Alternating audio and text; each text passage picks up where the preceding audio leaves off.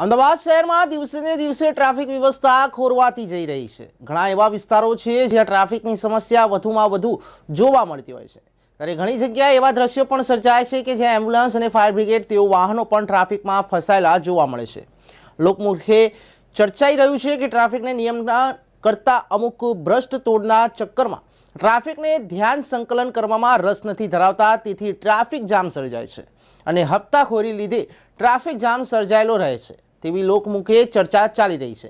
જ્યારે અમદાવાદ શહેરના કહેવાતો સુરેશ ફાર્મ 4 રસ્તા પર ધોળા દિવસે ભારે માલ વાહનો જોવા કે ડમ્પર કચરામાંથી છૂટી કરેલ માટી ઇનેટ આરઓ એનેટ એક સત્યપાલ ઇન્ફોર્મેટ પ્રાઇવેટ લિમિટેડ ટ્રાન્સપોર્ટ કંપનીમાં વાહનમાં લઈ જવામાં આવે છે। આ વાહનો પોતાની ક્ષમતા કરતાં વધુ વજન ભરીને ત્યાંથી પસાર થતા નજરે જોવાઈ રહ્યા છે।